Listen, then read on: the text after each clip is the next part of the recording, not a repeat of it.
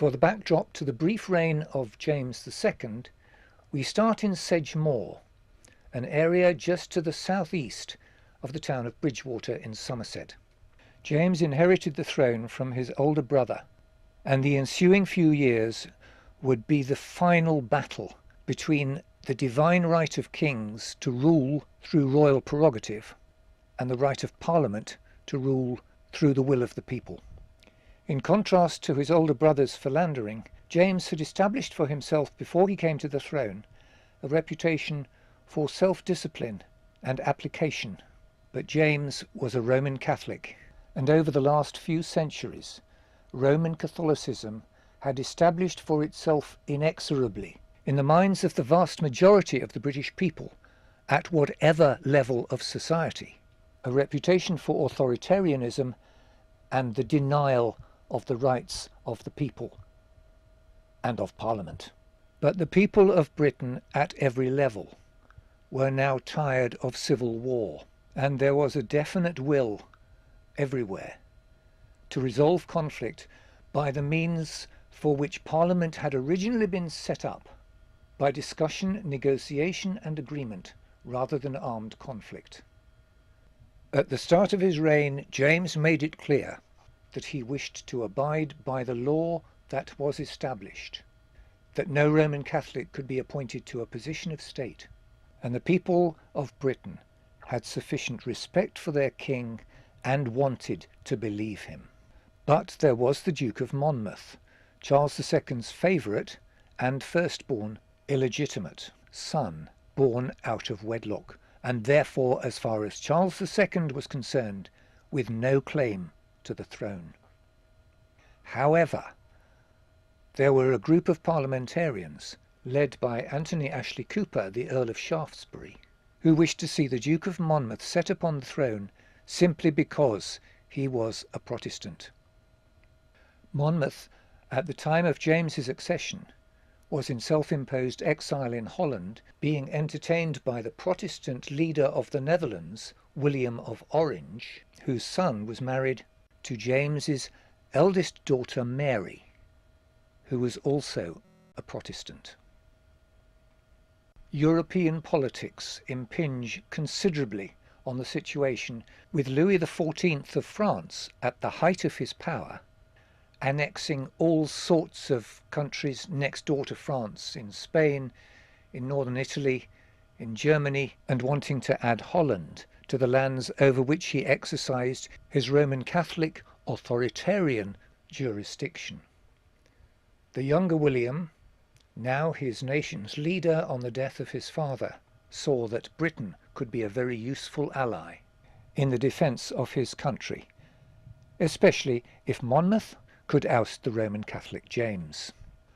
Or, if Monmouth was unsuccessful, even himself and his wife, each of them as direct descendants of English kings, with a very good claim to the British throne themselves. But the Earl of Shaftesbury and his colleagues were impatient, and the Duke of Monmouth an easily persuadable young man. It was agreed that Monmouth would land in the southwest and collect his support, known to be significant in that part of the country, and he would be assisted by the Earl of Argyll, who would march south with an army from Scotland. Unfortunately for Monmouth's cause, James learnt of Argyll's plans, and dispatched forces up to Scotland, who captured Argyll, and the Scottish element of the rebellion was eliminated before it started. Argyll was immediately executed. But news of this didn't reach Monmouth until after he'd set out from Amsterdam on the 11th of June 1685, sailed to Lyme Regis and landed his forces, from where he began his march northwards into Dorset and Somerset to collect his army, which didn't include the noblemen he'd hoped for. He had an army of farmers, miners, and townsfolk, armed with billhooks, sickles and scythes. It became known as the Pitchfork Army. He had very little cavalry, in contrast to the king's forces that had been dispatched to greet him. The city of Bristol closed its gates against him, and it became obvious it was an aimless march when other forces from further north that he'd been relying on failed to materialize. And when the pursuing king's forces caught up with him at Western Zoyland, Monmouth decided his only hope was to attack in darkness on the morning of the 6th of July. This is Sedgemoor, and down the length of the track on the right-hand side runs a stream. The stream that was so fundamental to the outcome of the battle.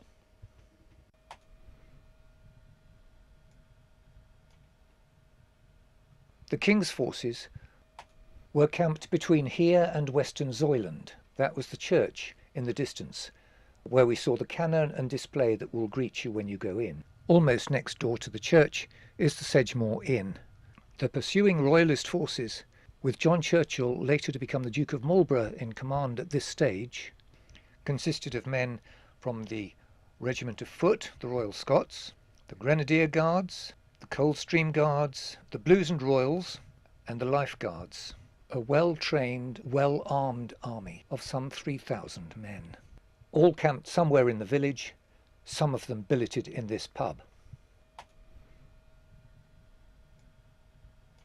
The rebel forces were on this side, and there was this ditch all the way down between them. 3,000 well-trained and well-armed royalist forces against 4,000 of the common people, armed with scythes, sickles, and billhooks. This would be the final battle that was fought on English soil, here at Sedgemoor, between the Duke of Monmouth and the royalist troops of James II. 6th of July, 1685. Monmouth knew well that the only chance he had was to use the darkness and surprise while the royalist forces were sleeping. But Monmouth wasn't a military man. No one had reconnoitred the land between the two armies, down the middle of which ran the Bussex Rhine. These drainage ditches are all over the battlefield, and there's the one that runs the whole length down the track. Remember, it was 2 o'clock in the morning and pitch black. The soldiers, many of whom wouldn't have been able to swim anyway, didn't know how deep the ditch was, or how wide. As the first troops entered the water and shouted, "Go back, go back," the splashing alerted the sentries and woke up the royalist forces. The element of surprise was over. Monmouth's fate was sealed. The outcome was clear well before dawn broke, by which time Monmouth had fled the field. And it is an enormous tribute to the character, bravery, loyalty and determination of the ordinary British subject, once he has nailed his colours to the mast, that Monmouth's forces fought for so long and so bravely for their leader, who ran away when he could see his cause was lost. He was captured in the New Forest, taken to London and executed. Rebel soldiers from the battle were imprisoned in the church of St. Mary the Virgin in Western Zoyland, wondering about their fate at the king's pleasure, awaiting trial, a trial which has gone down in British history as the most shameful, abhorrent and vindictive episode in our courts of law that this nation has ever seen. The king instructed Judge Jeffreys to punish the rebels. Perhaps a suitable illustration of the ruthless cruelty practiced by this man in what has become known as his bloody assize, was the sentence of death passed on a lady who admitted giving some water to a rebel soldier who asked her for a drink. 300 people were executed and more than 800 sent to the West Indies, given to royalist friends as slaves.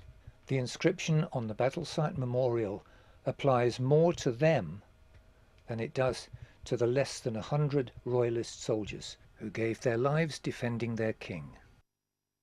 To the glory of God, and in memory of all those who, doing the right as they gave it, fell in the Battle of Sedgemoor, 6th of July, 1685, and lie buried in this field, or who for their share in the fight suffered death, punishment, or transportation, pro patria.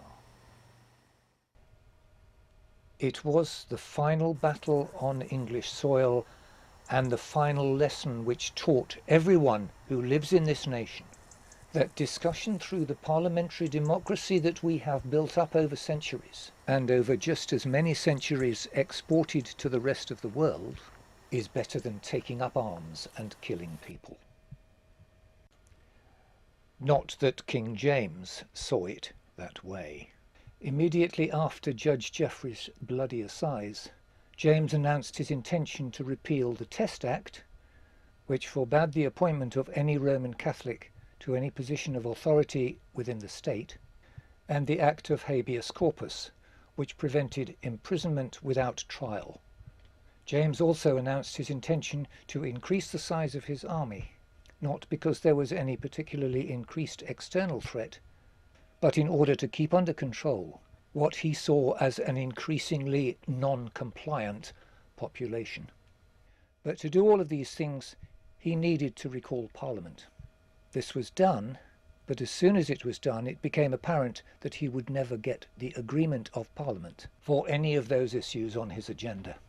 Many of those who had supported the king in his fight against Monmouth now began to stand out for the rights of the nation, principally Lord Devonshire, Lord Halifax, and Henry Compton, the Bishop of London.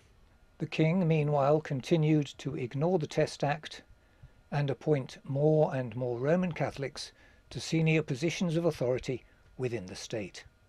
Perhaps most notably, the Roman Catholic Richard Talbot, Earl of Tyrconnell, who replaced the ageing Lord Clarendon as Lord Lieutenant of Ireland, thus prompting a member of the Country Party, the Duke of Wharton, to pen some very scornful words to a very popular Purcell melody, Lillibullero, which is now used proudly by the British Army to march to. James II was setting the course which would take us to our second background location, once again in the southwest of England on the south coast, Brixham. It became clear to everyone that, like Philip II with the Armada, James II was conducting a crusade to convert Britain back to Roman Catholicism, and nothing would get in his way. More and more people, quietly and privately, began discussions with those whom they knew were of a like mind, but the official policy of the Church of England was one of non-compliance and non-defiance, officially called non-resistance. By 1688, the polarisation of attitudes within the country between the court party, the Tories, and the country party, the Whigs, made it appear that civil war would be inevitable. John Churchill had command of the King's army, but nevertheless made it known privately that he was disgusted by Judge Jeffreys and his bloody assize, and the continuing appointment by the King of Roman Catholics to high offices of state. Meanwhile, in his secret discussions with the Whig ministers, William of Orange made it clear that he would not come to Britain unless he was given a written invitation to do so. Two issues predominated: the relationship between the Protestant Church of England and the Roman Catholic king, and the heir to the throne. James had no male heir. He had his elder daughter Mary, who was a Protestant, and his younger daughter Anne, who he would make the heir to the throne if she agreed to become a Roman Catholic. But Anne was a staunch Protestant, and friends of the Churchill family and Sarah Churchill, John Churchill's wife, made sure that she stayed that way. On the death of his first wife, Anne Hyde, James married Mary of Modena, but there was still no male heir who could be brought up as a Roman Catholic. In the spring of 1688, two things forced the issue. James required yet another declaration of indulgence to be read out in all churches. The bishops, including the Archbishop of Canterbury, William Sancroft, refused and were put on trial and committed to the Tower of London. And then, on the 10th of June, Mary of Modena suddenly gave birth to a son. When the trial of the bishops concluded a fortnight later with a verdict of not guilty, met by the king's army with an enormous cheer, to the equally enormous disappointment of the king, these 7 members of the Forces for Protestantism within Parliament resolved to act. The letter to William of Orange was written by Henry Sidney, signed by all 7, and conveyed to The Hague by Edward Russell, First Lord of the Admiralty. And so it was that this man, William of Orange, landed in Brixham on the 5th of November 1688, the anniversary of the Gunpowder Plot and 100 years after the Armada, propelled by what became known as a Protestant wind, because the way the wind blew sped William on his way down the Channel, but prevented the British warships, who knew he was there, from pursuing and attacking him. Leading up inland from Brixham Harbour is a pathway called the Overgang, a Dutch word. This is the Overgang, just past all these cottages, where William and his soldiers made their way inland to an uncertain reception. Waiting for them at Salisbury was Churchill, James II, and all of the royalist armies, including the Prince of Denmark, Prince George, husband of James's second and at this stage still loyal daughter Anne. Churchill urged the king to attack. The king urged caution. By this stage the only troops whose loyalty James could be certain of were his Irish Catholic guards. News was coming in all day of desertions to William. Within 24 hours the Prince of Denmark had removed his troops from the king's camp, and his wife Anne was helped by the Bishop of London to escape northwards to the counties who had declared themselves for William. That night John Churchill himself with his own troops quietly slipped away from the king's camp, and the king's position had become unsustainable.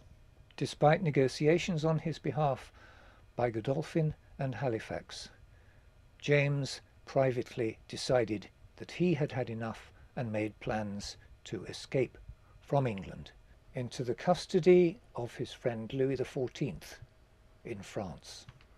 For the immediately foreseeable future, the English throne was safe in the hands of the Protestant William III and Mary II, with the blessing of the people of Great Britain, but not the people of Ireland.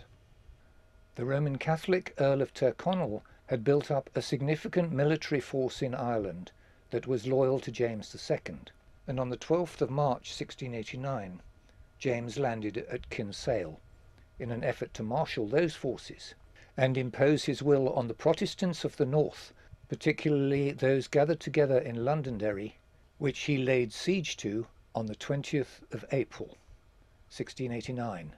The Protestant Bishop of Londonderry, Ezekiel Hopkins, with powerful sermons from the pulpit, led a very determined resistance to James's pressures. And on the 10th of August, the boom across the River Foyle was finally broken, and the town relieved. Then in June 1690, William landed at Carrickfergus with his own army, and William engaged and defeated James's forces at the Battle of the Boyne on the 1st of July. James's fight in Ireland was over, and William's hold on the crown was secure. Finally, the triumvirate between the sovereign, the church, and Parliament was established in principle, and the areas and limitations of the authorities of each would henceforth be defined and developed by discussion, negotiation, and agreement, rather than armed conflict in our United Kingdom.